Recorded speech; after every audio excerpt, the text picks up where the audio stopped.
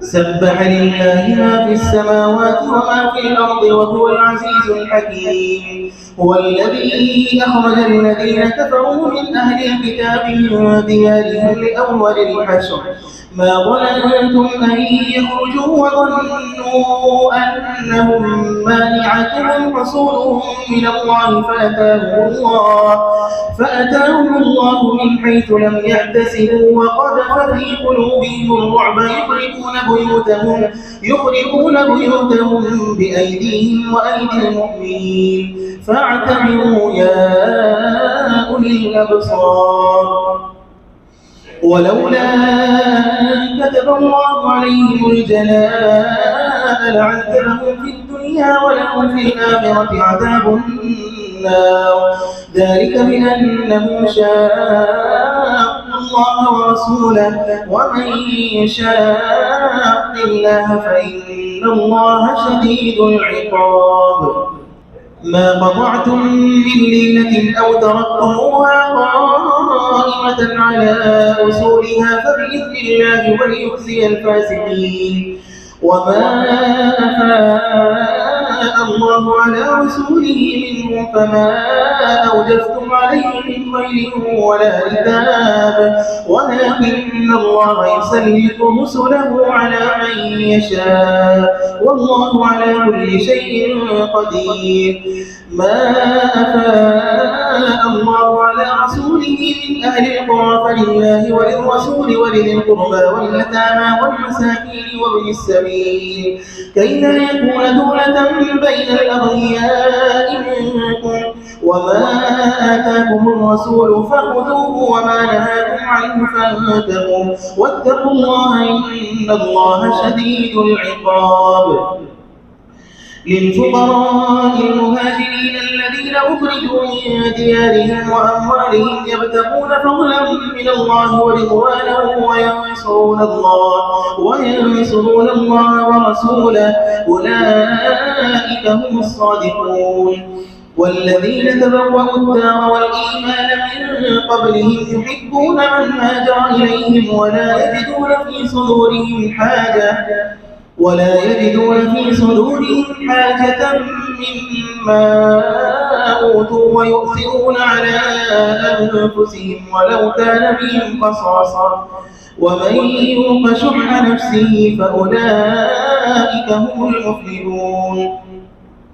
والذين جاءوا من بعدهم يقولون ربنا اغفر لنا ولإخواننا الذين سبقونا بالإيمان ولا تجعل في قلوبنا غلا للذين آمنوا ربنا إنك رؤوف رحيم. ألم تر إلى الذين نافقوا يقولون لإخوانهم الذين كفروا من أهل الكتاب لئن أخرجتم لنخرجن معكم ولا نطيع فيكم أحدا أبدا وإن قتلتم لننصرنكم والله يشهد إنهم لكاذبون. لئن أخرجوا لا يخرجون معهم ولئن قتلوا لا ينصرونهم ولئن نصروهم ليولن الأدبار ثم لا ينصرون. لأنتم أشد رهبة في صدورهم من الله ذلك بأنهم قوم لا يفقهون.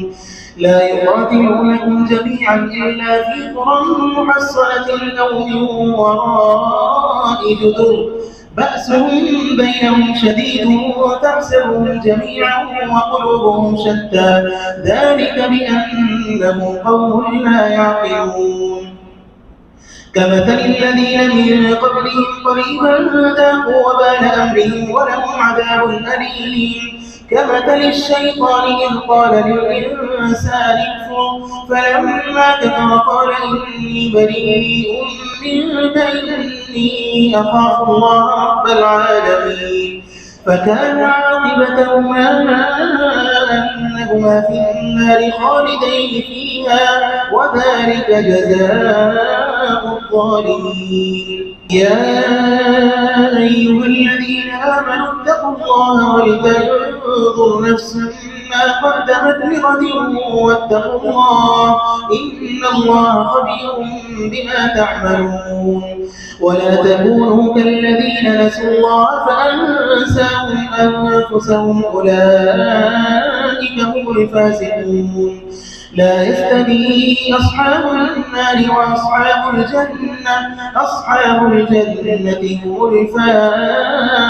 الفائزون لو أنزلنا هذا القرآن على جبل لرأيته خاشعا متصدعا من خشية الله وتلك الأمثال نضربها للناس لعلهم يتفكرون هو الله الذي لا إله إلا هو عالم الغيب والشهادة هو الرحمن الرحيم هو الله الذي لا إله إلا هو الملك القدوس السلام المؤمن المهيمن العزيز الجبار المتكبر سبحان الله عما يشركون هو الله الخالق البارئ المصور له الأسماء الحسنى يسبح له ما في السماوات والأرض وهو العزيز الحكيم